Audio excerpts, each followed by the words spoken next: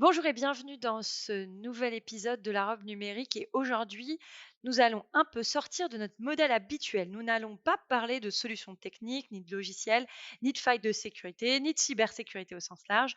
Nous allons aborder le sujet du contenu marketing, de la mise en valeur de vos innovations et de la création en général. Alors, une fois qu'une société existe, que son inventeur a développé un produit, une plateforme, comment arriver à le faire exister dans un océan de concurrents ou de produits tout simplement? Avoir créé la plus formidable des plateformes, le logiciel qui révolutionne un marché ou bien la meilleure techno sur un sujet, est-ce que c'est suffisant pour se faire connaître, développer sa marque et avoir des leads? Bien entendu, vous connaissez déjà la réponse, c'est malheureusement non. Il ne suffit pas d'être bon pour réussir, il faut le faire savoir et il faut faire connaître son savoir-faire. Il faut donc que le produit adresse son marché et le trouve.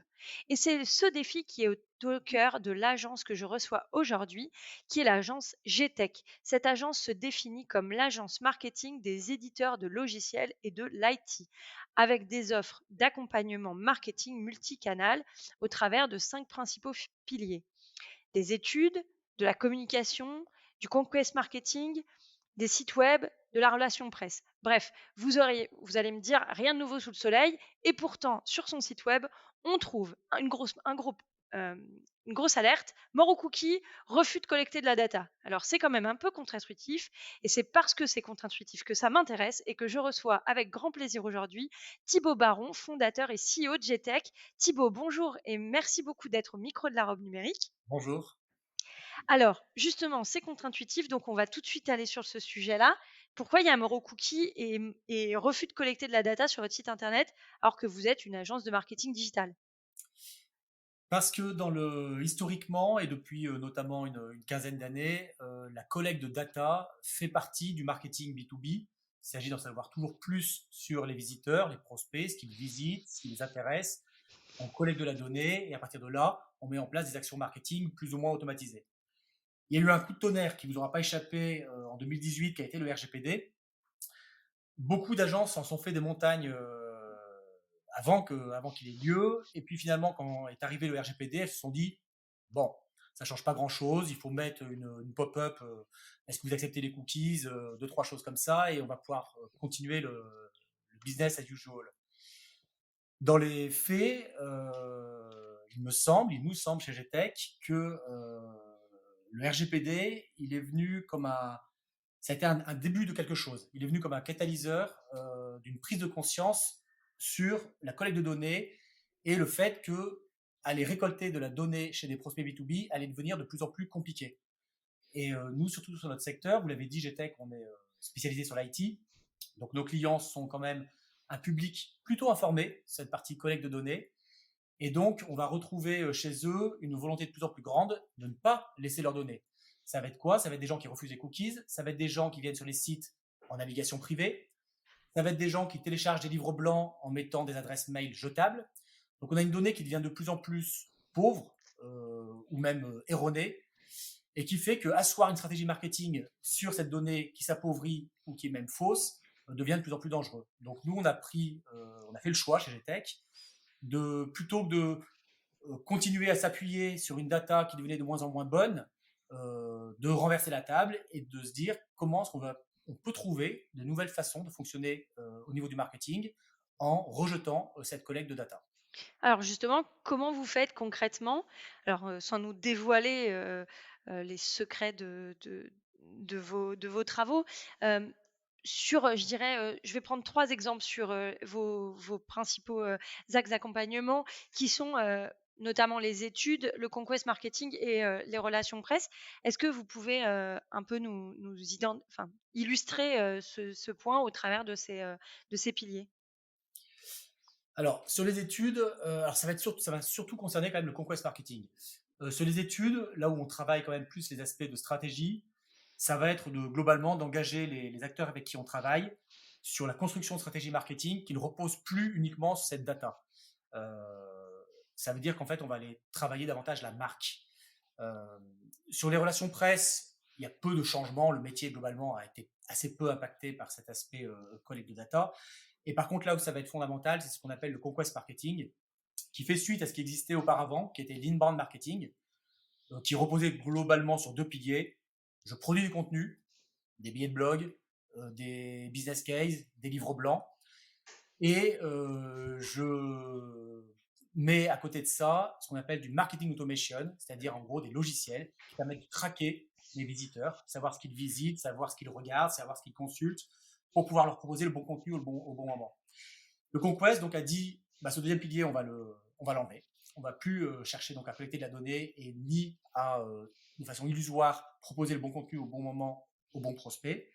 On va plutôt aller travailler la marque et dire, on va aller essayer de conquérir des places fortes, donc des nœuds importants de marché, sur lesquels on va essayer de rendre la marque légitime, crédible et logique. Ça sera au prospect ensuite, qu'on va juger suffisamment grand et suffisamment mûr, de venir nous recontacter quand il estimera que ce sera le bon moment pour lui. Donc, on inverse un petit peu les rôles et on va à fond sur la logique finalement de c'est plus l'entreprise qui traque ses prospects et qui essaye de les ferrer pour leur vendre des solutions. C'est une entreprise qui travaille sa marque, qui la met à disposition, qui la rend légitime, crédible et logique pour faire venir naturellement vers elle des prospects quand ils estiment que c'est le moment opportun. D'accord, donc on change vraiment de positionnement en fait. Complètement. C'est quelque chose sur lequel on est, à mon avis, obligé d'aller en raison de l'effacement progressif de cette data marketing, mais qu'il est plus intéressant d'anticiper quand on est une entreprise de la tech pour pouvoir reprendre la main sur sa stratégie de marque. Alors quand vous parlez d'entreprise de la tech et de stratégie de marque, ça recouvre quelle typologie de clients? Parce que aujourd'hui, on pense notamment des petites PME ou même des TPE se diraient, «C'est compliqué d'avoir une agence marketing. Est-ce que vraiment ça va être bénéfique pour mon business? Est-ce que c'est pas trop gros pour moi d'avoir accès à ce type, de service?» J'imagine que vous avez dans votre portefeuille clients des très grosses structures comme des plus petites. Quelles sont, les typologies de clients, à partir de quand c'est pertinent de passer par une agence? À partir de 1 et jusqu'à D'accord. beaucoup. Non, pour être plus concret, alors on va avoir des clients, effectivement, on va avoir des petites structures, ça commence à quelques personnes. Il y en a beaucoup, notamment chez les éditeurs de logiciels, hein, qui sont souvent des boîtes de petite taille, 20, 30, 40 collaborateurs, parfois un peu plus. Et ça ne les empêche pas d'avoir des solutions qui sont taillées vraiment pour des grands comptes, hein. Donc eux-mêmes vont avoir comme clients des Safran, des SNCF, des ministères, des choses comme ça. Et puis on va avoir aussi des plus gros clients, hein, de quelques centaines de salariés. On va majoritairement quand même rester chez des PME et quelques ETI qui vont faire appel à nous. Certains partent de zéro en termes de marketing. C'est pour ça que je disais à partir d'une personne, ça peut être intéressant. À partir du moment où on comprend que la réussite d'une société, d'une innovation, ce n'est pas uniquement une réussite technique, mais ça doit être aussi une réussite de marché. Donc, au-delà du produit, il faut avoir une offre, un pricing, des services. Il faut que cette offre-là, elle rencontre un marché. On va parler dans le jargon de segment, de persona, enfin de ces choses-là. Donc il faut créer une adéquation entre les deux et il faut trouver un moyen de distribuer et de communiquer autour de cette offre. Donc tout ça, c'est le job du marketing. À partir du moment où on comprend ça, dès le début, on a besoin du marketing. Euh, donc on va commencer avec des structures qui peuvent être de petite taille. Et puis on va travailler avec des plus grosses boîtes chez qui il y a déjà toute une équipe marketing en place, euh, 5, 6, 10 personnes, qui vont faire appel à nous parce que soit ils manquent de recul sur un sujet, soit pour une expertise un peu plus pointue sur des domaines très stratégiques. Comment est-ce qu'on construit un prix? Il y a une énorme créativité possible aujourd'hui, hein, dans le pricing, dans le domaine de l'IT. Le freemium, les offres d'essai, la location, l'achat, la maintenance, les modules complémentaires. Enfin, il y a énormément de créativité et parfois ils ont besoin de notre aide pour les aider à clarifier un petit peu tout ça et à trouver des stratégies innovantes. Alors sur les structures que vous accompagnez, aujourd'hui, vous parliez, donc, de renverser le paradigme et d'aborder la question du lead, de manière complètement différente. Au bout de combien de temps à peu près, lorsqu'on passe par une agence, par votre agence, on a, un je vais dire un retour sur investissement, mais plutôt enfin pas vraiment un retour sur investissement, mais une compréhension des impacts ou non de la stratégie? Combien de temps il faut si on fait un POC, pour savoir si on est allé dans la bonne direction ou pas? Alors, assez vite, en 3-4 mois, les actions qu'on met en place chez nos clients, on va mettre des indicateurs à chaque fois et on doit voir très vite si on va dans le bon sens ou pas. Par exemple, même pour un article de blog, il faut qu'au bout de 3 mois, on voit si c'est un article qui est lu, qui génère de l'intérêt ou pas, s'il permet d'aller ranker, c'est-à-dire de se classer sur certains mots-clés dans Google ou pas. Donc on va avoir des indicateurs qu'il faut regarder très rapidement, euh, ouais, de l'ordre du mois ou du trimestre. Ce qu'on va mettre un peu plus à distance, par contre, c'est l'indicateur génération de leads, qui est devenu depuis 10 ans un peu l'alpha et l'oméga des actions marketing chez beaucoup d'acteurs IT. C'est un peu de la faute des marketeurs aussi. Hein. C'est qu'à un moment donné, avec l'inbound marketing qui s'est mis en place, nous-mêmes, on était comme ça il y a quelques années. On disait, on fait un livre blanc et on va regarder le mois suivant le nombre de téléchargements que vous avez eu et tous les téléchargeurs vont pouvoir être considérés comme des leads. Aujourd'hui, on casse un petit peu cette façon de voir les choses qui mettait le marketing dans une situation de sous-traitance commerciale et on jugeait finalement de la qualité d'un livre blanc uniquement au nombre de leads générés. On se rend compte que les leads générés peuvent être sont moins bons ou on a une moins bonne donnée sur eux. Hein, c'est ce que je vous disais tout à l'heure sur les adresses mail jetables qui se multiplient parce que les gens n'ont pas envie, quand ils téléchargent un livre blanc, d'être relancés 36 fois derrière. Donc, ils mettent des adresses mail jetables là-dessus. Donc, ça veut dire qu'on a des leads qui n'en sont plus parce qu'ils ne sont pas reliés vraiment à des personnes qu'on va pouvoir mettre dans notre pipe commercial.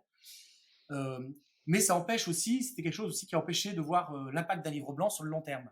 Donc, du coup, pour résumer, on va essayer de mettre des indicateurs à court terme pour voir si tout de suite les actions qu'on met en place vont dans le bon sens d'un point de vue marketing. Et par contre, la génération de leads, on la met à beaucoup plus long terme et c'est à 1 an, 2 ans que l'on va pouvoir voir si le chiffre d'affaires de la société augmente. Mais c'est presque plus le rôle du marketing. C'est-à-dire que le marketing, aujourd'hui, ce qu'on dit, nous, avec le Conquest, c'est que le marketeur, il doit faire du marketing et le commercial doit faire du commercial.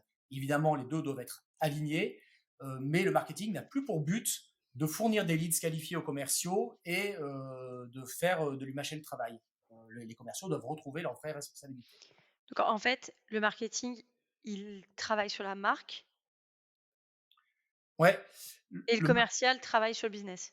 voilà, c'est ça. Le marketing, son job, mais qui était également son job historique, il est de travailler sur la marque, de multiplier les occasions de rencontre entre une marque et ses prospects sur le marché. Donc, ça veut dire qu'on la rencontre sur Google, donc il faut travailler le référencement, qu'on la rencontre dans les boîtes mail, donc ça va être les newsletters, qu'on la rencontre sur les réseaux sociaux, dans LinkedIn par exemple, etc. Donc, multiplier les occasions de rencontre et essayer de rendre la marque, encore une fois, légitime, crédible et logique sur des sujets identifiés qui sont des problématiques clés pour les prospects de son marché. Ces prospects vont pouvoir identifier la marque comme étant une réponse crédible à leurs besoins, mais vont peut-être pas forcément, c'est pas parce qu'ils voient un livre blanc qu'ils vont tout de suite être prêts à être engagés dans une démarche commerciale avec l'éditeur ou avec le SN. Il faut leur laisser en fait le choix du moment. Ils reviendront peut-être vers vous dans 6 mois ou dans 1 an, ou peut-être qu'ils reviendront jamais vers vous. Mais c'est ces nouvelles règles du jeu qu'on essaye d'apprendre un peu à nos clients. Très bien. Alors, si on peut reparler, 1 minute des relations presse, c'est un sujet majeur. Toutes les relations presse, c'est pas Twitter. Enfin, Twitter n'est pas, toute la sphère des relations presse et est-ce que, vous pouvez nous en dire 2 mots un peu sur la méthodologie la manière dont vous abordez en tout cas les relations presse, au sein de GTech? Oui, alors chez nous, c'est essentiellement sur le pôle RPG Tech, donc il va être essentiellement porté par 2 personnes, Aude et Annabelle, hein, qui sont nos peer managers. Euh, Leur but, c'est de faire parler de nos clients dans la presse. Ça va passer évidemment par des communications classiques, financières, etc. Ça va passer beaucoup par une mise en avant de leur innovation et de la façon dont ces innovations s'incarnent dans des projets clients. Ça va être par exemple des histoires, des success stories de Safran qui utilise tel logiciel pour améliorer ses embauches ou de la SNCF qui utilise tel logiciel pour mieux gérer la maintenance de ses wagons. Euh, donc leur but il est là, donc il est vraiment de favoriser au maximum la relation entre des journalistes plus ou moins spécialisés, journalistes IT, journalistes métiers, journalistes de secteur d'activité, et nos clients pour que en fait, les journalistes aient intérêt à parler de ces histoires-là de nos clients, tout simplement parce que ça intéresse leur lectorat. Donc c'est vraiment un travail de mise en relation en identifiant des sujets qui vont pouvoir intéresser l'audience du journal, Et qui sont en lien avec l'actualité ou pas nécessairement? qui sont souvent en lien avec l'actualité ou avec des projets qui ont été mis en place récemment chez des clients. Donc il y a quand même toujours cet aspect-là. Des nouvelles techno, on est quand même dans un secteur qui bouge beaucoup, hein, les nouvelles techno. Les technos d'il y a 4-5 ans ne sont plus forcément les mêmes qu'aujourd'hui. Donc il y a un besoin chez les journalistes de tenir au courant leur audience des avancées qui se font, de nouvelles façons de travailler sur les RH, sur le marketing, sur la maintenance, sur la production, etc. Et ça passe par des histoires intéressantes de pairs, PAIRS, qui mettent en place des solutions innovantes. Voilà. Donc c'est un peu ce travail qui est fait par nos peer managers. Très concrètement, nous, on a des contrats, GTEC a des contrats avec des éditeurs, des ESN qui veulent augmenter leur visibilité dans la presse, et nos peer managers présentent leurs solutions et des communiqués de presse à des journalistes que ça peut intéresser. Alors, on a parlé indicateurs. J'imagine que dans les relations presse comme sur le reste, vous avez des indicateurs pour évaluer l'impact de vos campagnes et l'impact des travaux que vous menez. Vous êtes sur un sujet qui est tech. Comment vous évaluez, ou quel type d'indicateurs vous pouvez mettre en place pour évaluer l'impact des campagnes que vous mettez en œuvre? Alors sur la presse, par exemple, les indicateurs clés, on va avoir évidemment l'audience du journal, de ces newsletters. On sait que le monde informatique, hein, qui est par exemple un média assez important dans notre secteur, c'est une newsletter, je dis de mémoire, hein, qui est adressée à 250 000 personnes. Donc on sait que quand un article sur un de nos clients est présent dans une de leurs newsletters, il est envoyé à 250 000 personnes. Ça ne veut pas dire que 250 000 personnes le lisent, mais ça permet déjà d'avoir des chiffres sur cette audience. On va parler aussi d'occasions de voir, donc c'est toutes les occasions, le nombre de fois où un article peut être lu, vu par son audience potentielle. On va avoir aussi des choses un peu plus concrètes, un peu plus tangibles, comme sur le taux d'interaction ou l'engagement sur les posts LinkedIn ou Twitter qui sont faits par ces mêmes médias quand ils relaient l'article qu'ils ont fait, et éventuellement les demandes, les visites entrantes que ça génère sur le site de l'éditeur ou de l'ESN. Voilà. On va avoir un certain nombre d'indicateurs comme ça qui peuvent être mis en place. Mais dans les relations presse plus qu'ailleurs, on se rend compte que finalement, il faut décorréler ça de l'indicateur génération de leads à court terme. C'est pas parce que vous faites la une du monde informatique, des échos ou même du monde que vous allez avoir votre téléphone qui va sonner du matin au soir sans discontinuer le lendemain. Donc ça, c'est des choses qu'ils comprennent. Ils comprennent que sur la relation presse, ils travaillent la marque et ils travaillent quand même sur le long terme pour faire entendre une petite musique régulière et qui fait que quand un prospect aura besoin d'une solution dans 6 mois ou dans un an, assez naturellement, il ira contacter tel éditeur dans le cadre de son appel d'offres parce qu'il en a entendu régulièrement parler dans la presse. Et là-dessus, on est d'accord que vous êtes obligé de récupérer des cookies. Enfin, le monde informatique, les différents journaux vont récupérer des cookies pour savoir d'où vient le visiteur en question. Alors, eux, ils le font encore sans doute, hein, ils ont beaucoup marché à la collecte de data, les médias, ça a été quand même, ne serait-ce que pour vendre de la publicité derrière. Donc c'est un modèle sur lequel ils sont assis, même s'ils savent très bien c'est un modèle qui devient un peu plus fragile. Nous, en l'occurrence, si un média met en place des cookies sur son site, dans tous les cas, nous, on n'aura pas cette information-là. C'est pas une information qu'ils vont nous redistribuer. Donc pour nous, qu'ils en mettent ou qu'ils en mettent pas, ça change rien à notre affaire, quoi, entre guillemets. Ok, très bien. Alors, pour parler un peu concrètement de services et plus précisément de coûts, est-ce qu'il y a un montant moyen, à partir de quelle bourse on peut se payer des services d'une agence un peu comme, enfin, comme la vôtre qui permettent de mettre en valeur une marque et in fine, on a bien compris, d'améliorer son business? Globalement, on dit que dans l'IT B2B, source Gartner, si je dis pas de bêtises, il faut engager entre 5 et 10% de son chiffre d'affaires en marketing. 5% si on est plutôt défensif, 10% si on est plutôt offensif. Et si on est une startup, on va plutôt même monter vers les 20-25% parce qu'il y a besoin d'un plus gros travail marketing. Ce qui est énorme quand même, hein. Ce qui est assez important et ce qui montre un peu l'écart aussi avec nous, quand on a commencé chez GTech à adresser les acteurs de l'IT, ils avaient une culture quand même marketing très faible et ils étaient plutôt sur des budgets de l'ordre de 0% ou 0,5%, pour être franc. Il y a un travail d'éducation qui s'est fait. Aujourd'hui, quand même, il y a une maturité marketing qui s'est faite peu à peu chez ces acteurs de l'IT, de façon encore imparfaite, mais on y travaille.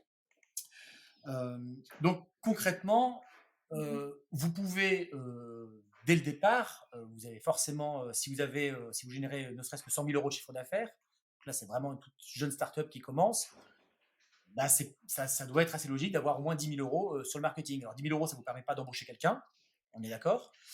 Par contre, ça peut vous permettre de solliciter un appui de GTech ou d'une agence sur des points précis. Alors, typiquement une refonte de site ou l'élaboration d'une nouvelle offre, sur des choses comme ça. Donc ça va assez vite. Nous, pour être très transparent avec vous, on travaille avec des acteurs qui parfois n'ont aucune ressource marketing en interne, donc ils nous délèguent tout à travers des contrats récurrents, donc où on définit un certain nombre de livrables que l'on fait pour eux chaque année, et avec qui on fait ça depuis 10 ans, hein, donc c'est un modèle qui fonctionne. Et puis d'autres qui ont des équipes de 5 ou 10 marketeurs en interne et qui vont faire appel à nous plus ponctuellement sur des missions un peu plus précises, ou parfois aussi parce qu'ils ont besoin de mettre en place tout un nouveau marketing, comme le conquest marketing, non plus basé sur la data, et que ils ont besoin de rompre un petit peu avec ce qui est fait en interne, et donc ils nous font travailler en parallèle de leurs marketeurs. Et comment vous arrivez à faire ce travail? Parce que dans les petites structures, on peut avoir, un DIRCOM ou même un freelance qui est DIRCOM. Comment vous arrivez à travailler avec eux? Comment ça s'imbrique? Ça s'imbrique déjà quand souvent nos interlocuteurs, ça va être effectivement les DIRCOM ou les responsables marketing. Euh, à la rigueur, c'est même plus facile avec eux parce qu'ils savent très bien, ils ont une bonne conscience du marketing. Ils savent très bien que ils peuvent pas d'eux-mêmes être de parfaits référenceurs, de parfaits designers, de parfaits rédacteurs, de parfaits stratèges sur les stratégies de distribution, de parfaits stratèges sur les stratégies de pricing, de parfaits attachés de presse, etc. Donc eux, ils ont conscience qu'ils ont besoin d'être épaulés par des cabinets comme les nôtres et de pouvoir aller compléter les trous dans la raquette, notamment. Ceux qui en ont moins conscience, en fait, ce sont souvent les directions générales et les directions commerciales, pour qui le marketing, c'est quelque chose d'assez simple, c'est plus ou moins de la com, voire uniquement de la publicité, et donc on peut avoir une personne en interne qui va gérer l'ensemble du champ marketing et qui va pouvoir faire le job très bien tout seul. Ils n'ont pas forcément, enfin, les moins mûrs d'entre eux n'ont pas toujours conscience en fait que ça demande de recourir à des compétences quand même assez spécifiques et très diversifiées, quoi. D'accord, OK. On arrive à la fin du podcast. Thibaut, j'ai envie de vous demander à quoi vous avez envie de dire non aujourd'hui? Alors nous, très clairement, chez GTech, aujourd'hui, on va dire non à la data marketing. Donc comme je vous l'ai expliqué, d'une part parce que c'est quelque chose qui, à notre sens, est condamné. C'est condamné parce que les gens veulent de moins en moins donner leurs données. C'est condamné parce que la législation est de plus en plus contraignante, RGPD, CNIL, etc. Et c'est condamné aussi parce que certains grands acteurs du numérique ont compris qu'on était en train de changer d'époque. Apple, par exemple, lance le Mail Privacy Protection, ce qui fait que par défaut, quand vous allez ouvrir un email depuis votre iPhone, l'expéditeur de l'email ne saura plus si vous l'avez ouvert ou pas. Ce qui est problématique dans le cadre des campagnes emailing traditionnelles. Google a annoncé la fin des cookies sur Chrome pour l'année prochaine, si je ne dis pas de bêtises. Mmh. Donc voilà. Donc cette donnée, on n'y croit plus. Donc, et nous, plutôt que de dire bah mince, comment on va faire et essayer de se raccrocher aux derniers espaces où ça marche encore un petit peu, mais de moins en moins bien, on préfère dire non, renverser la table et faire reposer les stratégies de nos clients sur un nouveau marketing, débarrasser de cette data. Et à quoi avez-vous envie de dire oui, du coup? Et on a envie de dire oui, j'ai envie de dire oui au marketing. C'est-à-dire qu'en fait, c'est pas parce que justement il y a des paradigmes qui changent que le marketing ne peut pas se renouveler. Il l'a prouvé maintes fois dans son histoire, hein, la pensée marketing, elle peut toujours se renouveler. Elle va toujours trouver une autre façon de créer de bonnes adéquations entre des offres et des consommateurs quand on parle de B2C ou des décideurs quand on parle de B2B. Donc oui au marketing, oui à la R&D marketing. Je pense qu'on n'est pas toujours assez innovant sur le sujet. Moi, je vois beaucoup de marketeurs qui se contentent de reproduire des bonnes recettes qui viennent des États-Unis. On a la capacité, je pense, de mieux réfléchir à ces sujets-là et en France également, de pouvoir innover et essayer de trouver de nouvelles routes marketing possibles pour dans l'IT ou dans d'autres secteurs. Bon, bah, écoutez, merci Thibaut, pour tous ces éléments qui sont très complets. Je suis ravie de vous avoir reçu, au micro de la robe numérique et puis j'espère à bientôt si, s'il y a d'autres innovations, que vous voulez partager avec nous. Avec plaisir, avec grand plaisir. Merci beaucoup et à bientôt. Au revoir. Merci, au revoir.